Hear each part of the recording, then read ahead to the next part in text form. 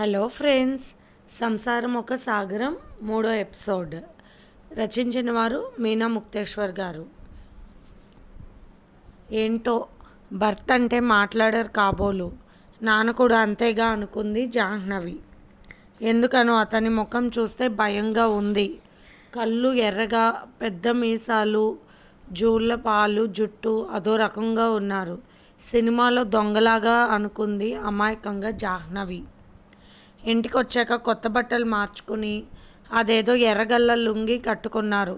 నల్లగా ఉన్న జగపతి ఎర్రగల్ల లుంగి కట్టుకుని చిల్లులు బనీన్ వేసుకుని మెడలో ఏదో కర్చీఫ్ కట్టుకుని బయటకు వెళ్ళాడు.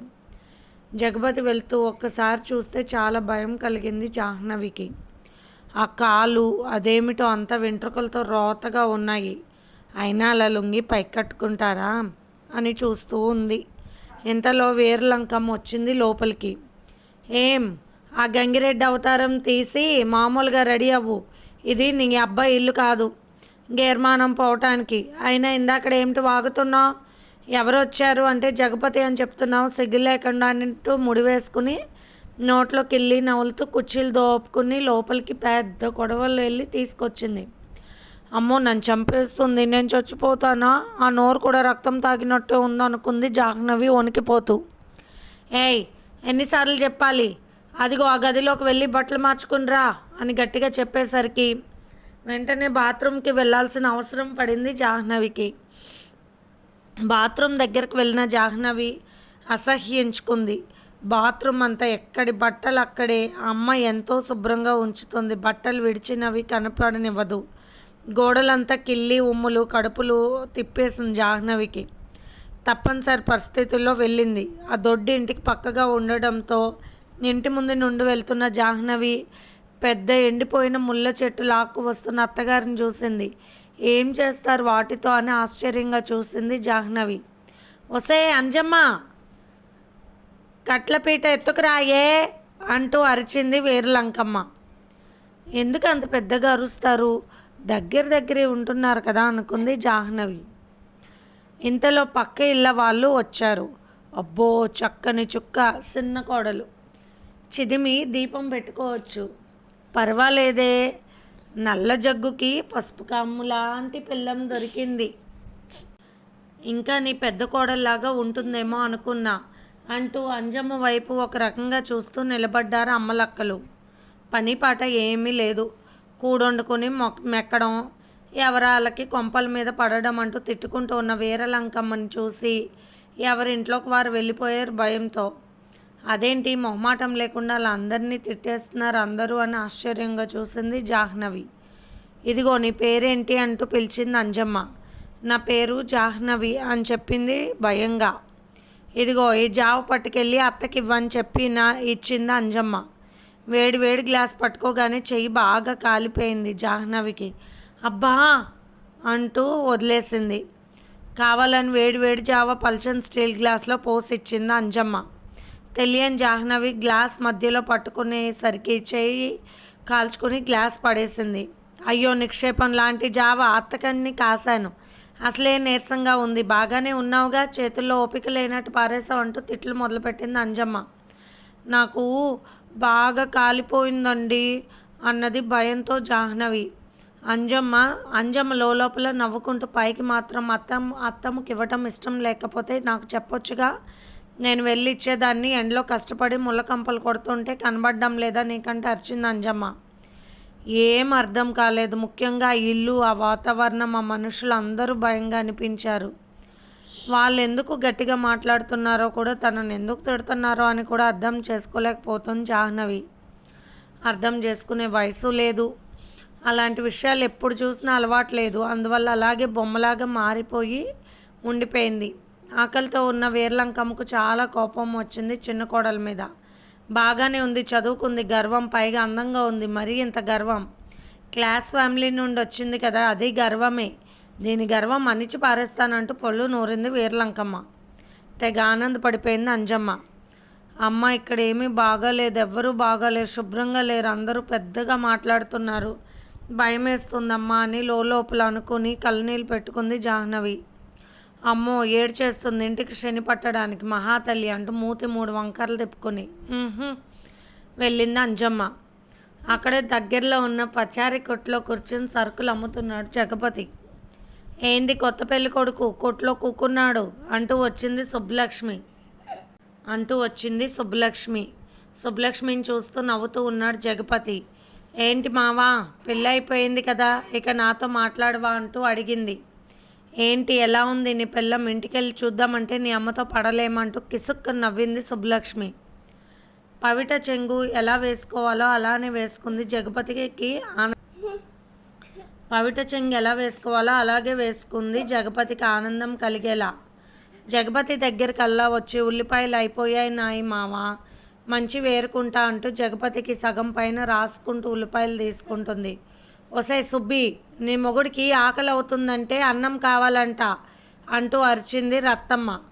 పోటుగాడి పెళ్ళం కూటికి ఏడ్చిందని ఏమీ లేదు, అందుకే ఊరికే అటు కోస్తున్నా అంటూ పచ్చిమిర్చి టొమాటోలు ఉల్లిపాయలు అక్కడున్న కోడిగుడ్లు తీసుకుని కిసుక్కుమని ఒక నవ్వు నవ్వి నీ వద్దులో రాసుకో అని నవ్వి వెళ్ళిపోయింది. వెళ్ళేదాకా అలాగే చూస్తున్నాడు జగపతి. ఇక చాలు ఆపండ్రా మీ అవ్వారం, పెళ్లి చేసుకున్నావు కదా, దీపం లాంటి పెళ్ళం వచ్చింది, ఇంకెందుకు ఈ గుడ్డి దీపాలతో గోల అంటూ తిట్టాడు నోకయ్య. అదేం లేదులే మామ అంటూ నవ్వాడు జగపతి. మరీ చిన్నపిల్లలా ఉందిరా నీ పెళ్ళం అన్నాడు నూకయ్య నవ్వుతూ. చెప్తే ఎక్కడా వినలేదు మా అమ్మ అన్నాడు చిరాగ్గా జగపతి.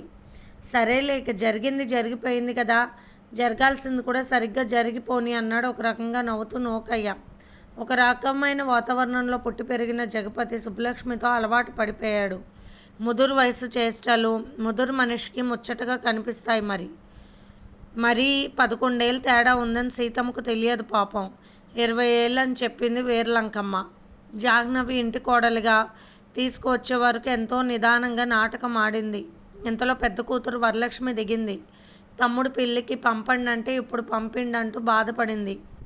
కూతురుని చూసి కొని వీరలంకమ్మ సంతోషపడింది. సంవత్సర కాలం దాటింది, మరి అస్సలు పంపించాడు నల్లేరు ముఖం వాడు అంటూ తెగ తిట్టినది వీరలంకమ్మ. అమ్మ ఏది పెళ్లి కూతురు అంటూ నవ్వుతూ అడిగింది. నోపలే ఉంది, చాలా గరాన, దానికి వచ్చి రాగానే దాని బుద్ధులు చూపించింది. పిల్లది చాలా బాగుంది కదా, దీని మీద మోజుతో ఆ సుబ్బలక్ష్మిని వదులుతాడు, దానికి డబ్బులు సరుకులు ఇస్తున్నాడని పోరు పెట్టా సీతమ్మను ఒప్పించా అంటూ నవ్వుతూ చెప్పింది వీరలంకమ్మ.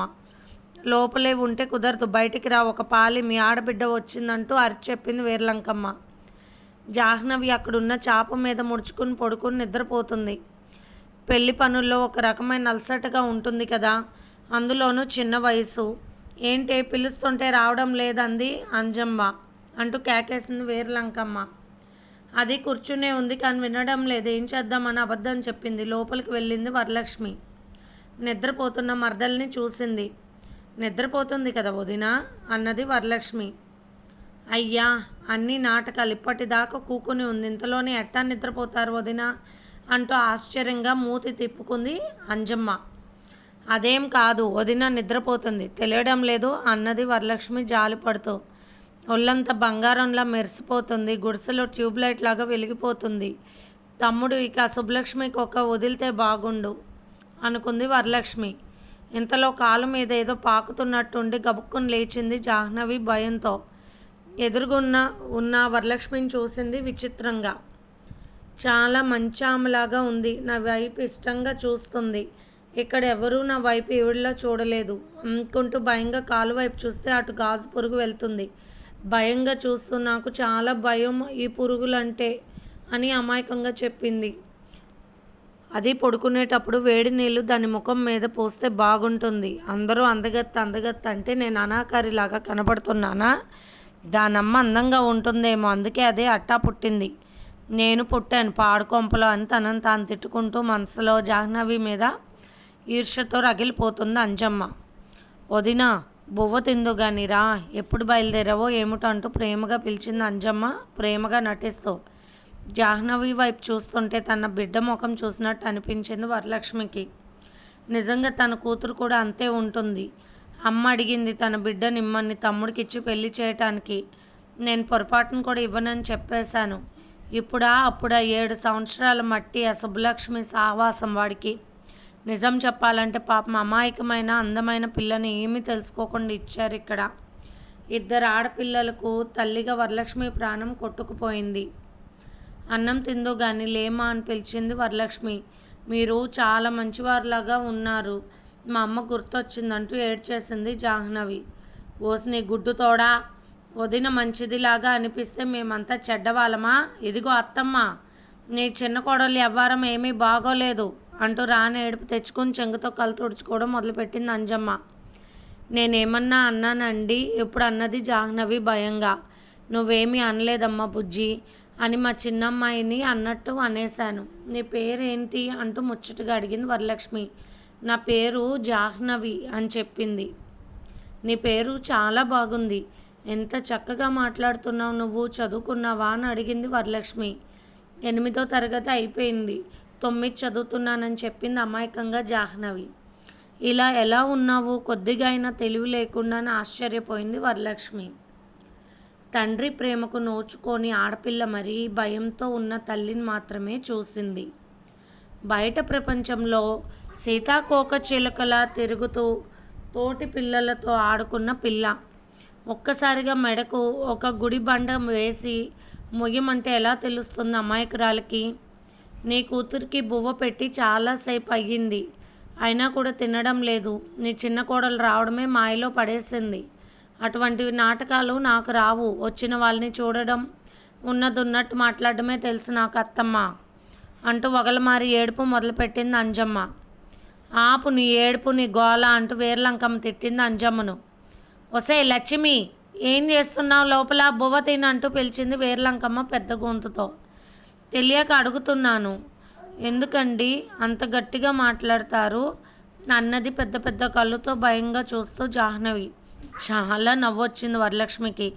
ఒక రకమైన మోటు మనుషులం మేము, మా కట్టుబట్టు మాట తీరు వేరుగా ఉంటుంది.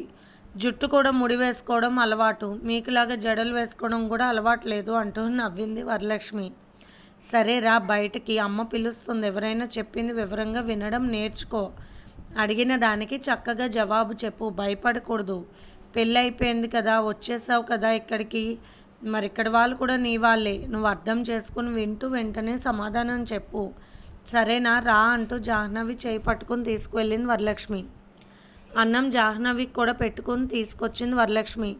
అన్నం పళ్ళెం ముచ్చటగా పెట్టుకొని బాసిం పట్టి వేసుకొని ముద్దుగా కూర్చున్న జాహ్నవిని చూసి ముచ్చట పడింది వరలక్ష్మి. అన్నం పళ్ళెంలోకి చూసింది జాహ్నవి. ఇదేమిటండి అని అడిగింది. ఎండు చేపల పులుసు అన్నది వరలక్ష్మి. నేను వస్తున్నానని వండారంటూ నవ్వింది.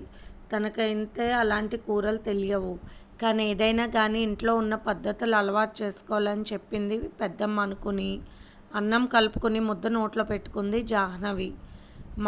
మంట పెట్టి కళ్ళల్లో ముక్కులో నీళ్ళు వచ్చేసాయి జాహ్నవికి. అబ్బా కారం, నోరు మండిపోతుంది, అయ్యో ఇంత కారం తిన్నరా బుజ్జి అన్నది వరలక్ష్మి. ముద్దు పేర్లు గట్రా పెట్టి పిలవకు, నువ్వు వెళ్ళిపోతావు నీ కొంపకి, అది మాకు కుంపటి పెడుతుంది నెత్తి మీద అంటూ పెద్దగా తిట్టింది వేర్లంకమ్మ.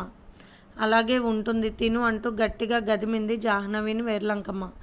నాకు ఆకలి వేయడం లేదండి అనే అబద్ధం చెప్పింది జాహ్నవి.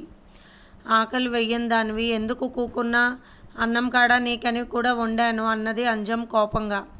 చాలా కారంగా ఉంది కూర, ఈ కూర బాగోలేదు, వాసనగా ఉంది, పప్పుచారు ఉంటే కొద్దిగా నెయ్యి వేసి పెట్టండి తింటాను అన్నది ముచ్చటగా జాహ్నవి.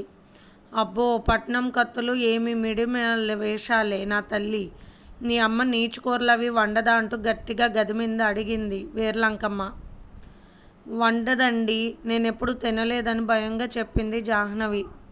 అసలే తెల్లటి తెలిపేమో నోరు ఎర్రగా అయిపోయింది, ముక్కు కూడా ఎర్రబడిపోయింది, కళ్ళల్లో నీరు అలాగే కారిపోతున్నాయి. అమ్మ పాపం తినలేదే, కాస్త పెరుగన్నం పెట్టండి అని జాలపడింది వరలక్ష్మి. గిన్నెడు కూర వేసుకున్నంత కారం అన్నం రుచి ఇష్టంగా తింటున్న వరలక్ష్మి వైపు ఆశ్చర్యంగా అలాగే చూస్తూ ఉన్నది జాహ్నవి.